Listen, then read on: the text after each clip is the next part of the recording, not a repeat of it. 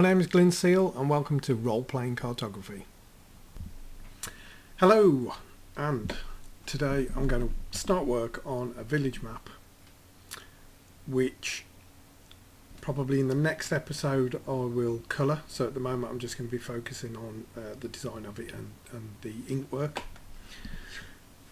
So I kind of want to start really by thinking about why the settlement exists, and that's fundamental. If you think of the way in which a settlement comes into being, it's because there's some reason for it.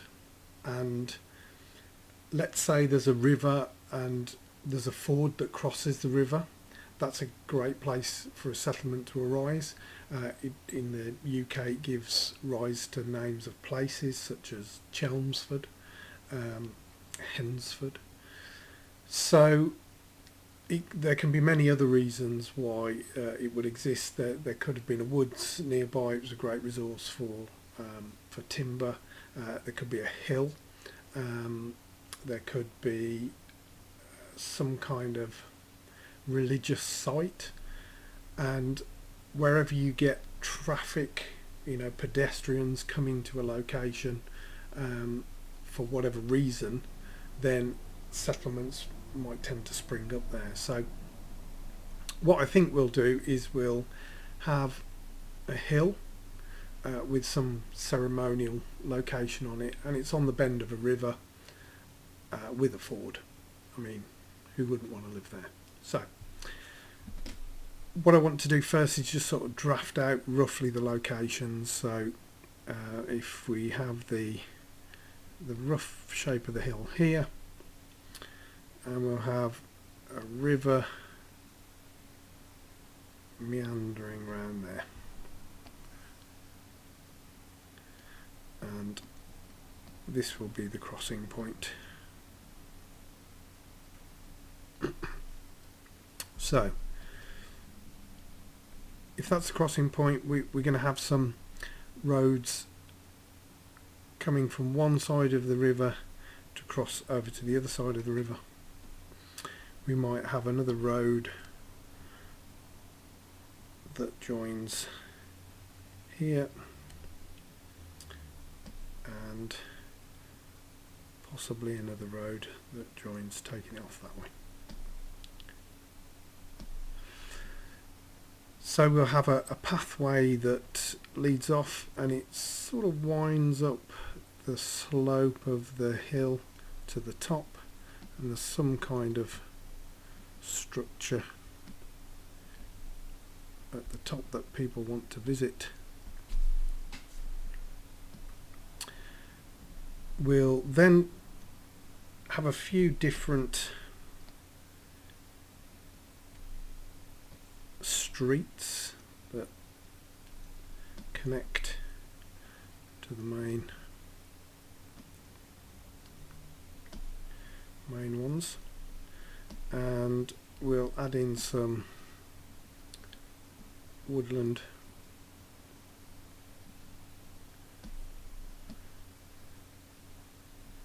at the edges.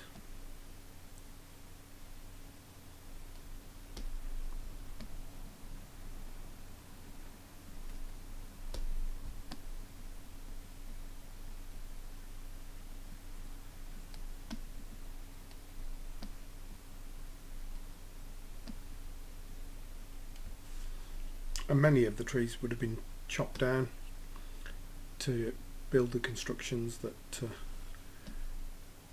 are used for houses and vessels, maybe riverboats, things like that. So you'll see that I drew all that on the ink layer, which is not what I wanted to do. I wanted to draw it on the sketch layer. So I'm going to fix that very easily by switching and renaming my two layers. That's a kind of thing artists do all the time. You could have spent ages working on a pencil sketch, and then you go, right, okay, that's great, I'm switching to my ink brush, and then you draw all your ink what you think is on a separate layer, only to find out you've drawn it on the pencil work of the sketch layer. And there's not much you can do about that. It's very annoying. So be careful about your layers.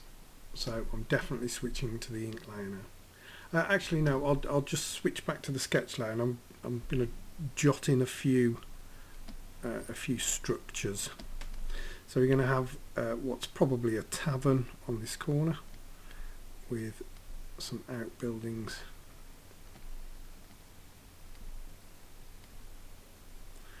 And they can go in there, and you can stable your horses, that kind of stuff.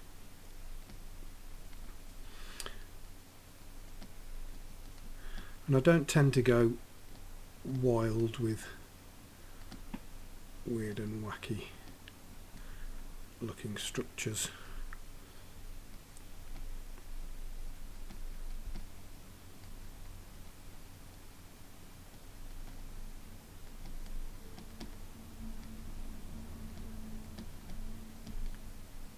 And you don't need to put loads of them in either. This is only a small village really.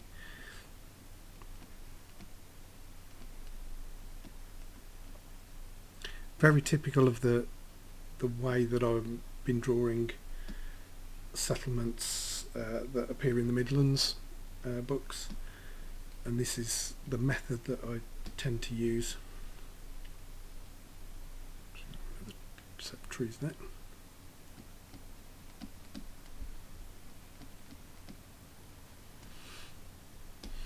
And what I will do with these outlying structures is that they'll end up with enclosures around them, which may, you know, if they're larger enclosures, they'll have patches of turnips and that sort of stuff.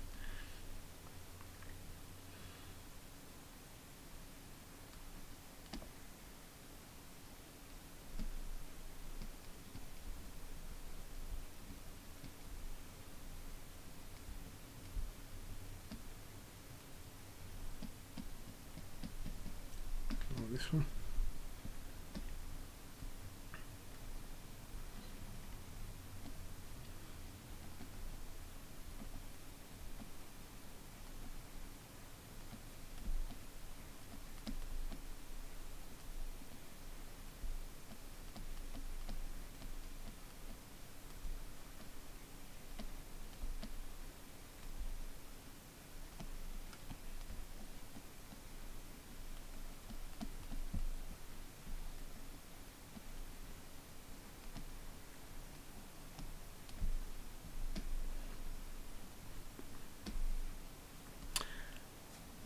And what we will also add in is a mill, so that the mill could be used for driving a saw that cuts wood, or flour grinding, all the kinds of things that mills tend to be built for.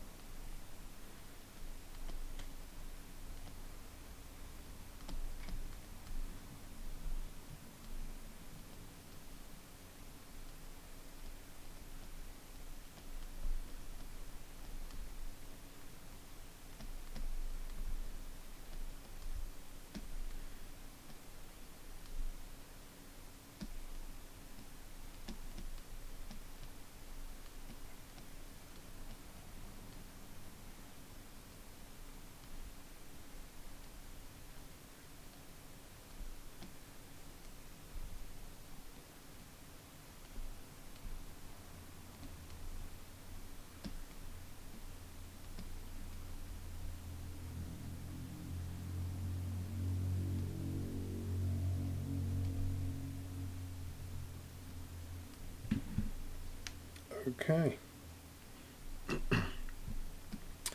Pretty happy with that, and we can add more structures in as we go along. Switching to the ink layer, and then we'll choose our 0.8mm brush, and we use this brush to put the heavier outline stuff in, so the outlines of the woodland and trees.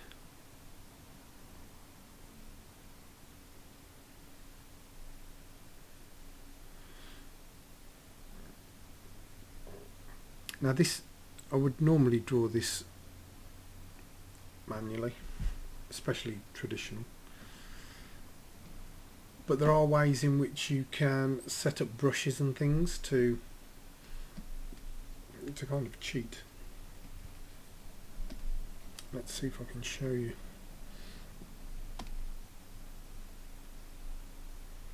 So, lots of sorts of brushes here. There we go, that sort of thing.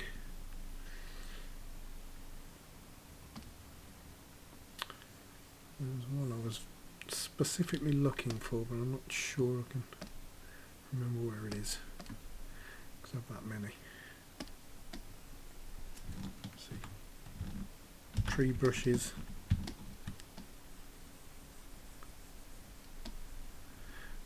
We do all that sort of thing.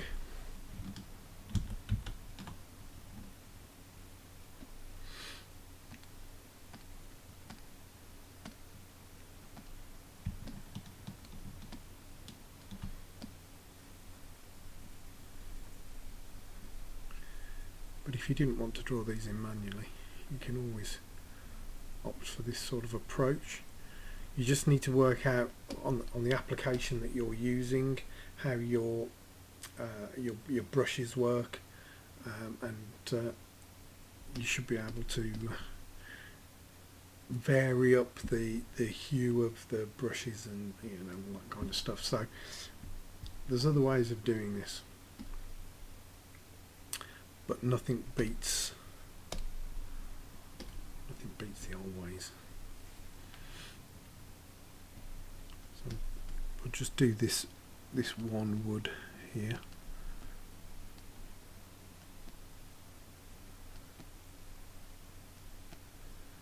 Again, this is a classic case of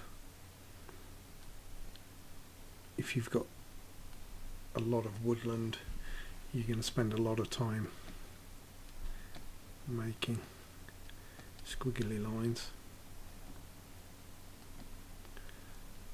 but you get out what you put in, as I always say.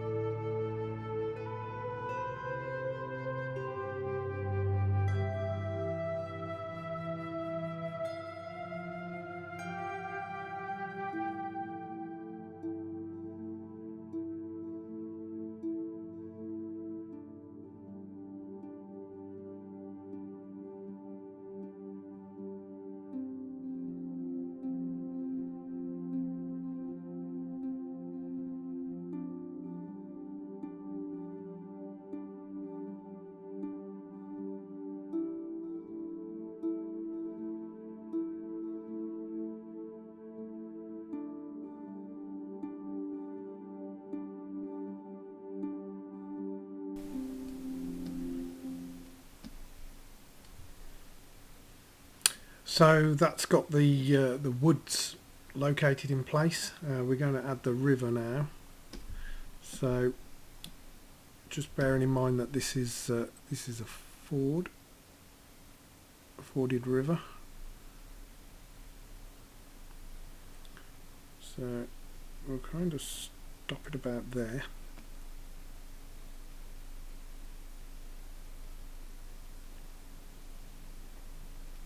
Stop it about there.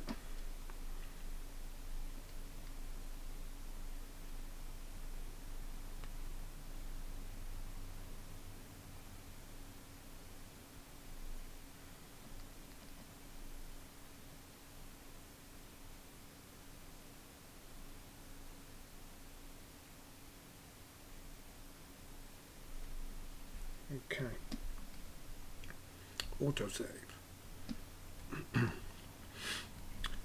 What I think we'll do now is using the thicker marker, we're going to outline all of the buildings.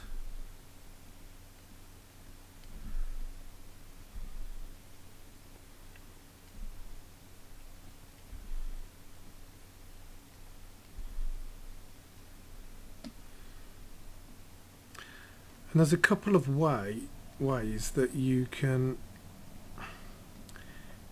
tackle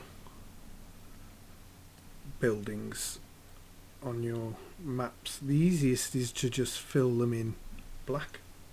That way you don't have to tie yourself to any particular design of structure. You'll notice as well that here we're not showing details such as chimneys and things like that.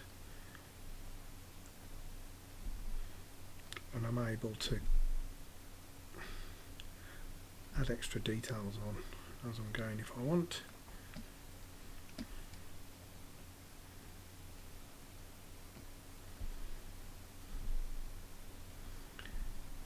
But if we do decide to add details after,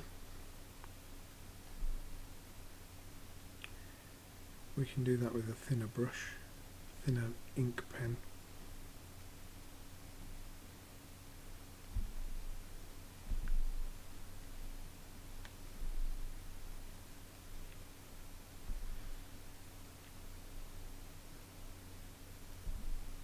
And because I'm going to colour this map in the next episode, what I wouldn't do is fill all of the buildings black on this same layer. I wouldn't just colour them in now. I want to be able to switch that on and off, so I'll create a new layer for that.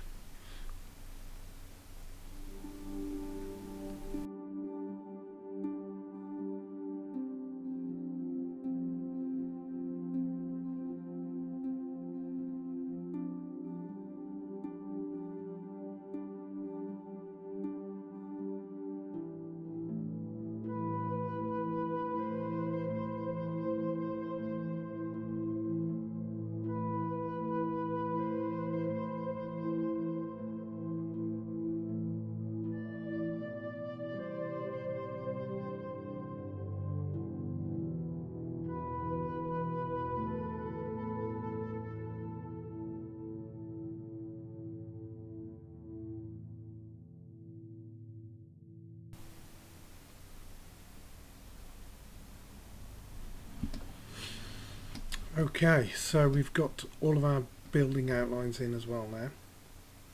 I'm going to switch to the 0.1 brush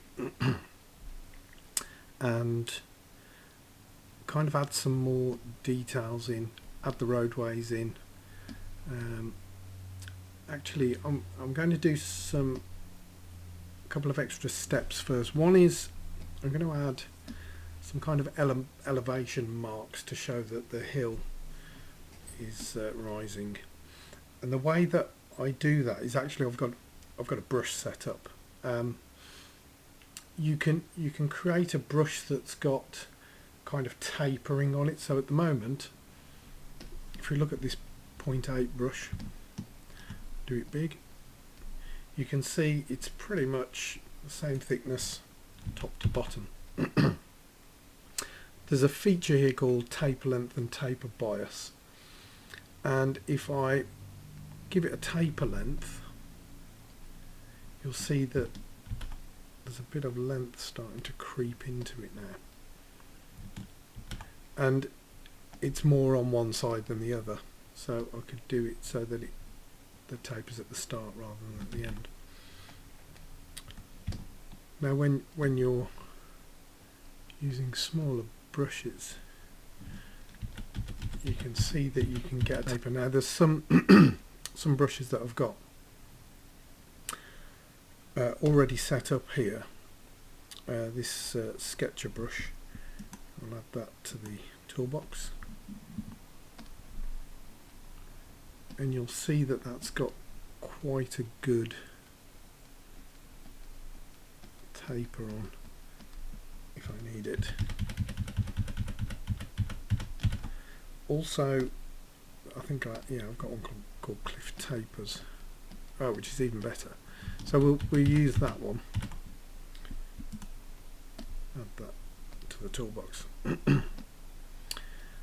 But what I've also got, I set up a brush quite a while back. So it was lots of lines like that drawn in a grid format, and you can use that to set up a brush so that when the brush is being laid down, it places something randomly out of the grid every so often, and you can get it to follow the line of the pen around. So I'll show you what I mean.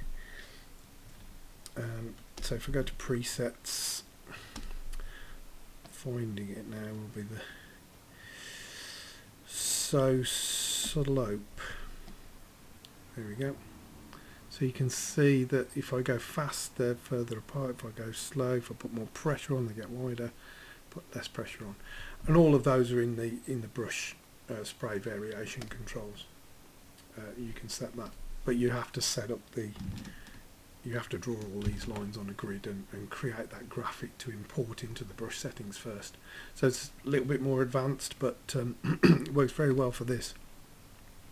So if I'm trying to keep the same kind of pace, just trail off there because that's where the path will be. We've got a nice sort of elevation mark for the hill. We'll put another row in.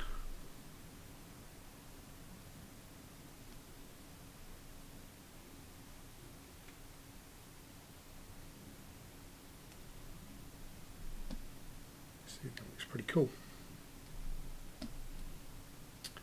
Okay, so let's just drop back and go to adding some more details in. Actually, I'm going to use this brush, which is better for adding the river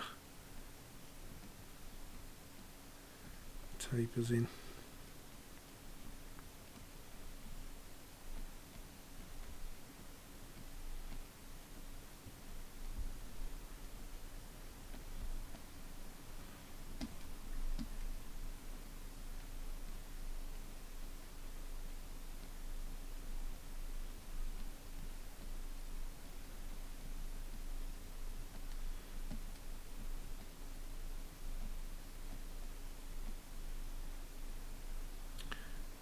I'm just going to switch to this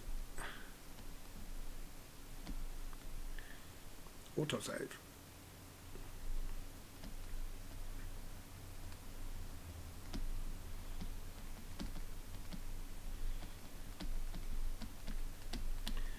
Just to create that boundary between the river and the crossing.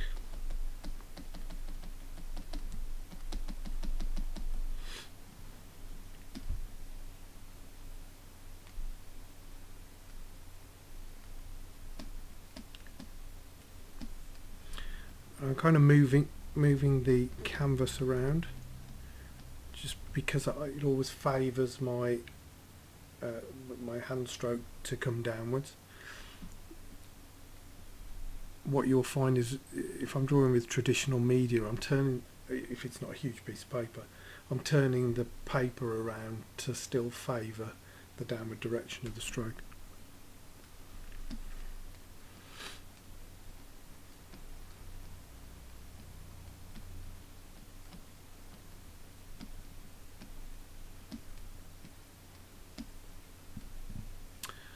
we'll do here as well, we'll just add in the water wheel.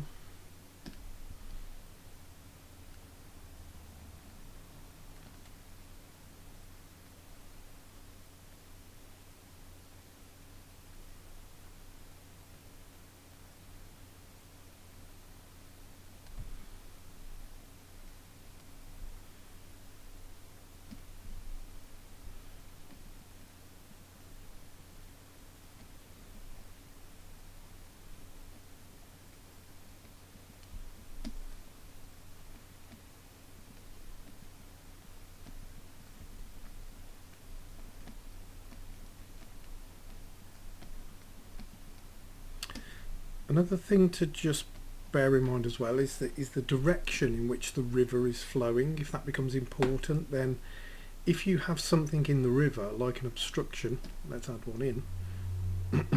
Let's do that up on this bit.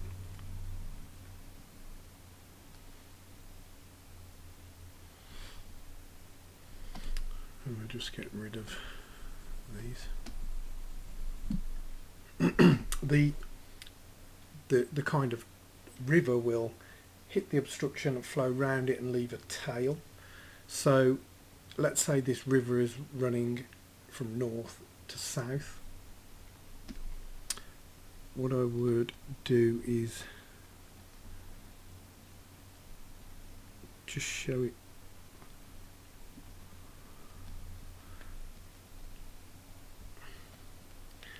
like that, so it looks like it's flowing around it and heading south. The same thing will apply to the water wheel, so that the water wheel will be churning in this direction.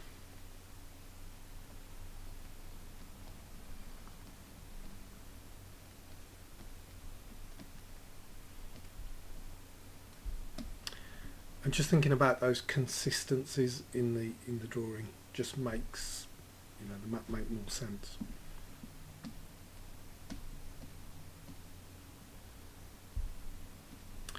I'm going to add another layer here just to add in some sample detail to one of the buildings with the 0.1.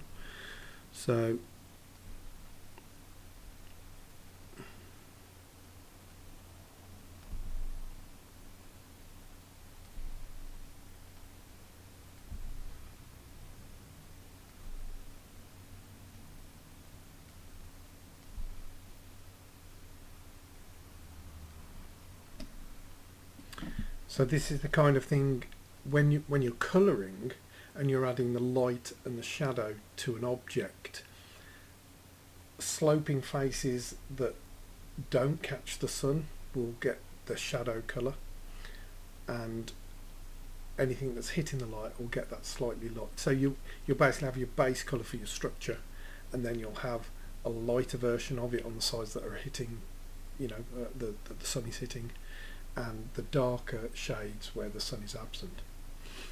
So that's when having structures drawn like this is more useful. But if you're not going for colour, then you don't really need that. You can just fill those in with black ink.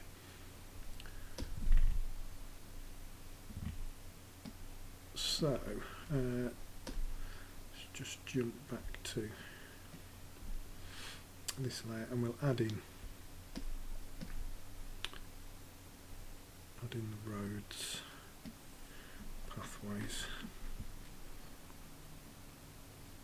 So I don't like I prefer having a brush for things like that that's got a bit more taper and pressure control on it.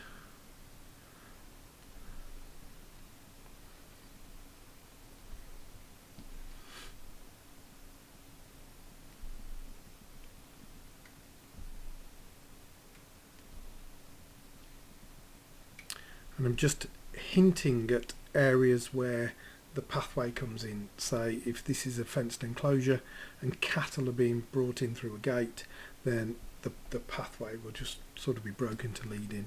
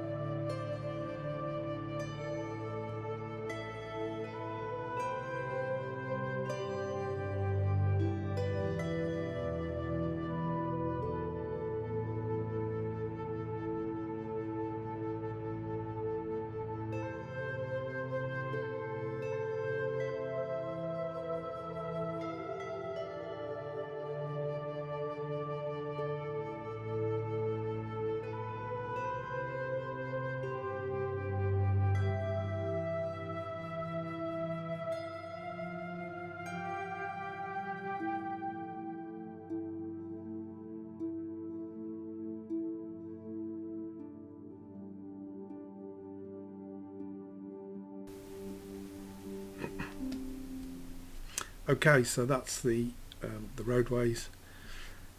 What I want to do now is add some fence lines into the enclosures, and I've got a brush for that. So it's basically just, you can either do it dots. Let's do this one as a sample.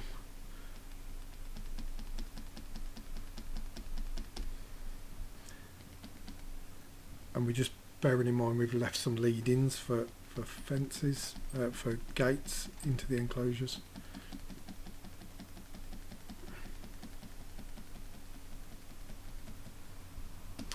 So we can either just do it like that, or I've simplified things slightly for myself with a fence brush.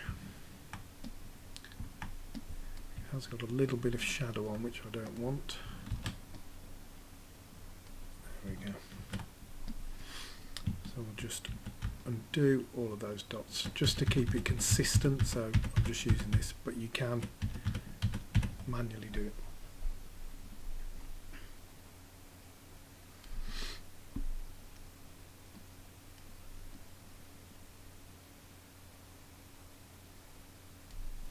It also means I can just change things on the fly.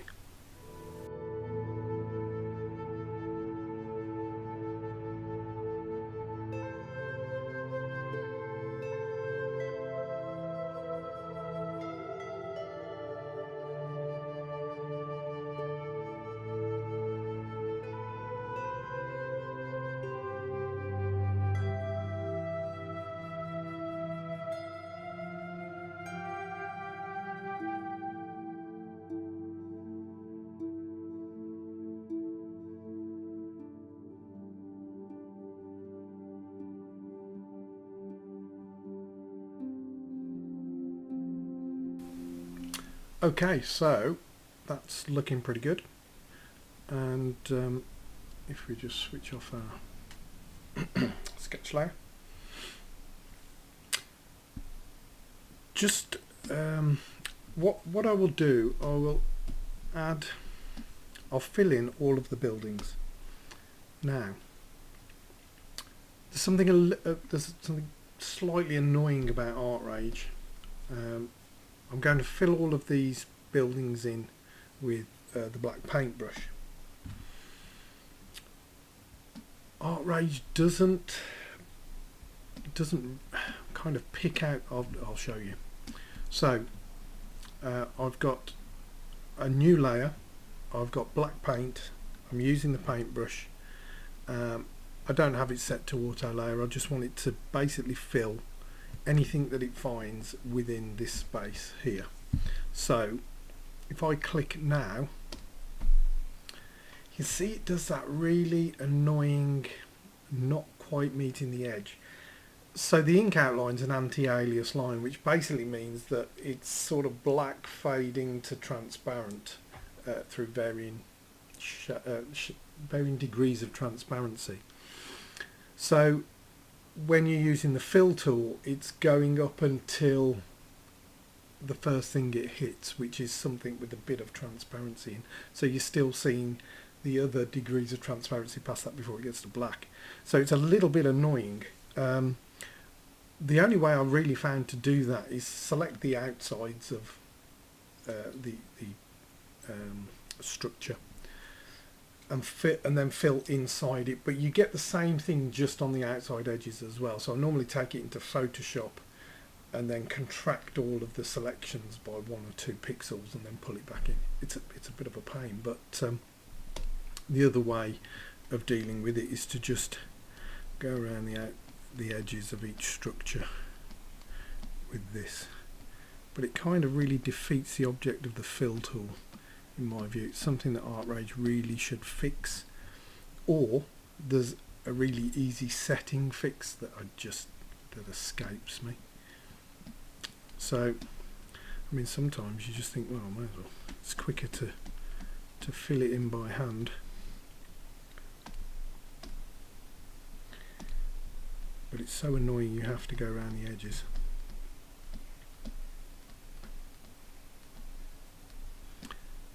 So what I mean by the other way of doing this is if you use the select tool, it's probably going to be better for this example.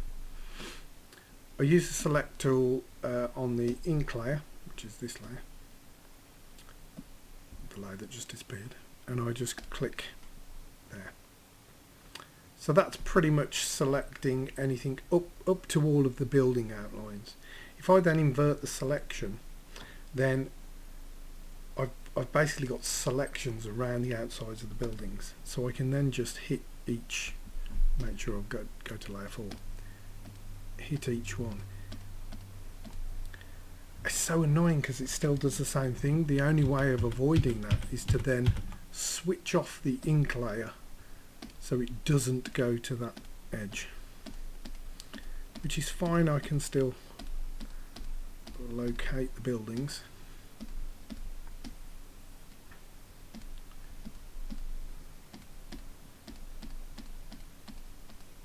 But it's just something that's so annoying with ArtRage.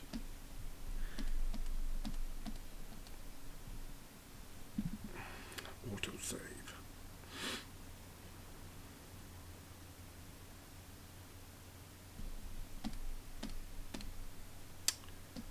Okay, just switch this ink back on, get rid of the selection.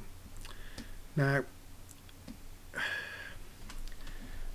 this is what I mean. So now if I just see how it's not anti-alias the fill. It's so annoying. Kind of just run over those as well.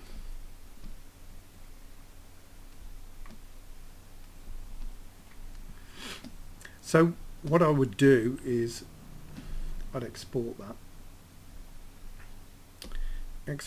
layer.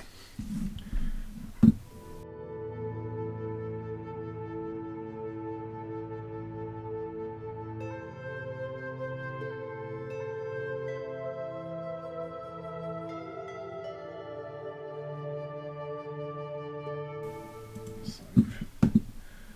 So now I'm going to delete my layer 4 and pull in a new layer 4, accept,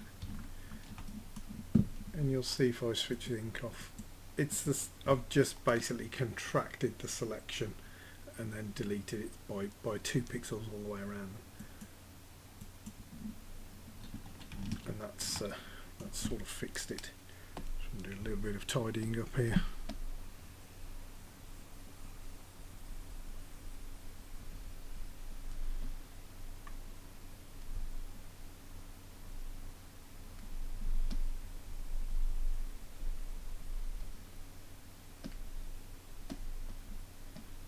Okay. So you and the ones that I sort of fixed prior have now contracted a bit too much.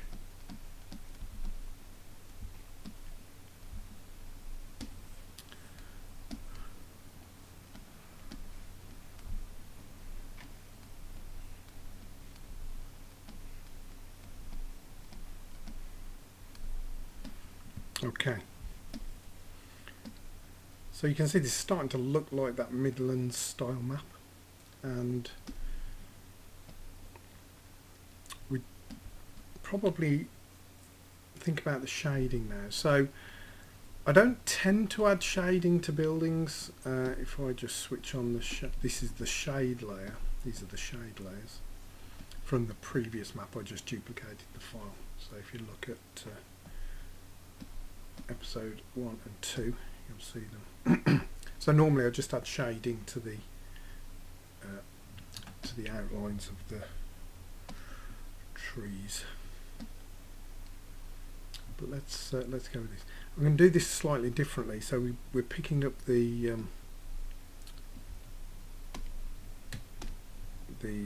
watercolour brush again. Let's add it to the toolbar this time.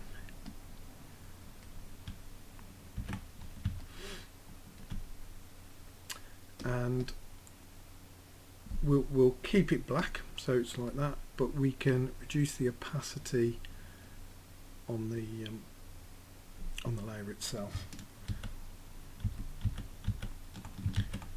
Okay, so let's, again, we're doing that thing where the light is coming from, whoops, this direction, so it's casting shadow on anything the other side of that. So most of this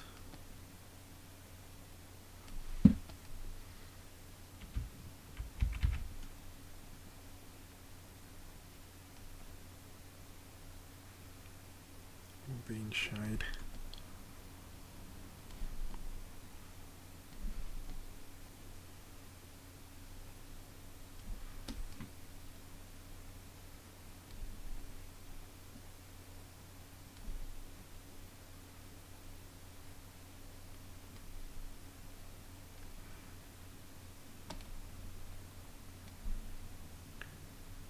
Just drop that ever so slightly, then just makes those woods pop.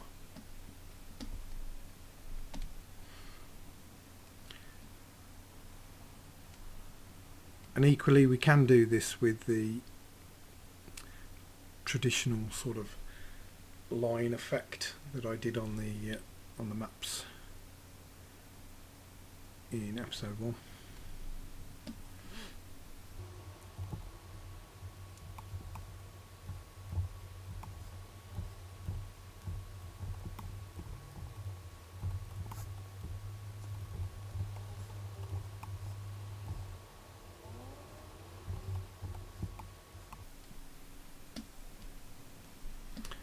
There you go, those look pretty good. I mean, if you wanted to kind of suggest the shade of the hill, what I would tend to do is, again, this part of it is going to be shade, and then I would use the blend brush just to kind of get rid of the harder edges to that. And as long as things like the shadows on the woods and the shadow on the hills, they're all tying up with the same kind of shade direction, then things look good. Let's just add this to a few of the buildings. Again, I don't tend to do this so much on if I'm doing a traditional inked map of a village.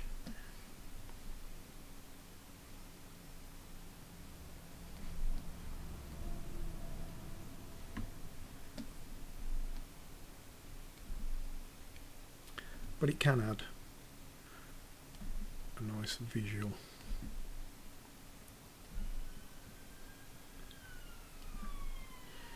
Somebody's been naughty.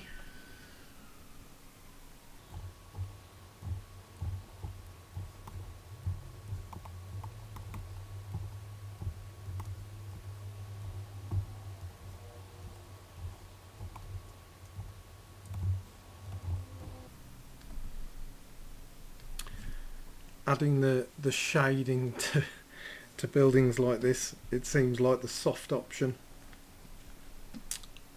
because doing the little lines takes quite a bit longer. I feel dirty like I would if I'd used AI to create this.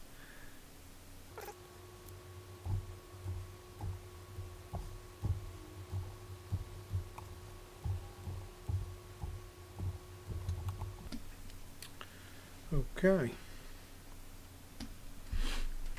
One thing, last kind of thing I do is I tend to add water, faded back normally by about to 25%. So I'll do this the old-fashioned way. And mainly because if the river went straight the way across the page and I'd got nice edges, I could have just used the fill tool. but as we've got this broken area here, it's not really a big deal to just come in and get rid of the edges.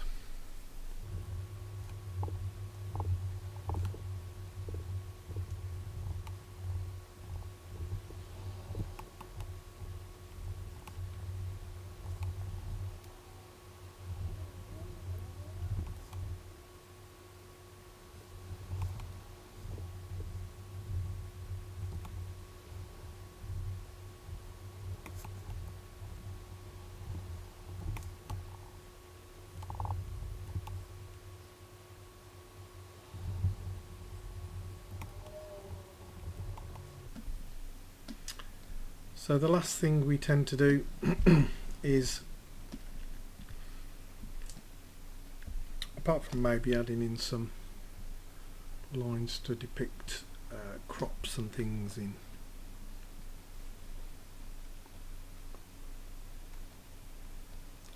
some of the enclosures,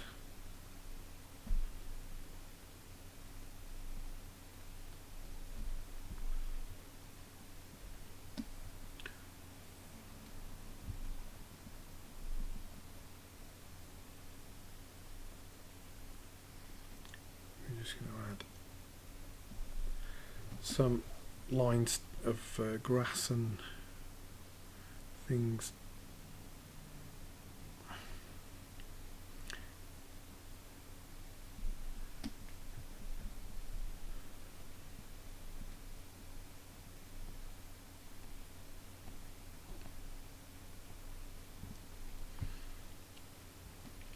So what I mean by that is here we probably just add some grass tufts just to show that this is grass.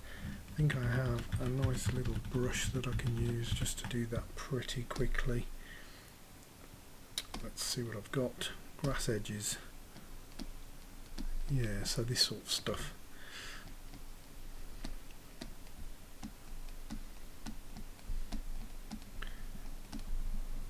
Something that I tend to use just around the outsides of the rivers.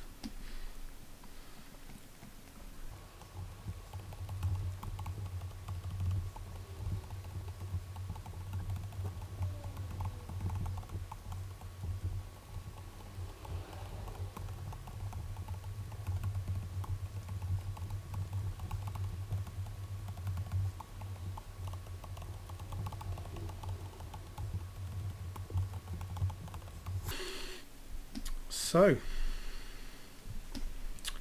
I think the only other thing was I just colour the woods just to give them a bit of grey.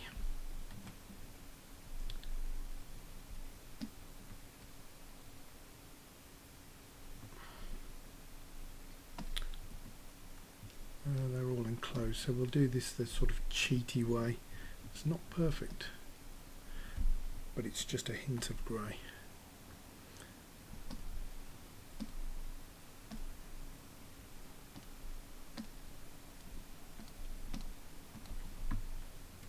Just fade that back a little bit more. There we go. And save.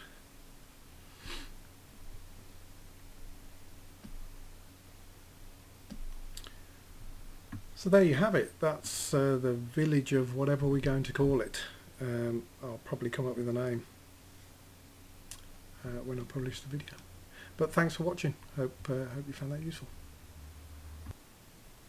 Thank you for watching this video, and I hope that you found something useful. Why not consider supporting what I do here by heading over to the MonkeyBlood web store at www.monkeyblooddesign.co.uk. Check out handy maps, handy A5 size maps that you can use as game inspiration. There's towns and villages, buildings and structures, and dungeons, caves and strange locales, and you can use these within your game as inspiration, populate them for your players to explore and pillage. Enjoy. Thank you.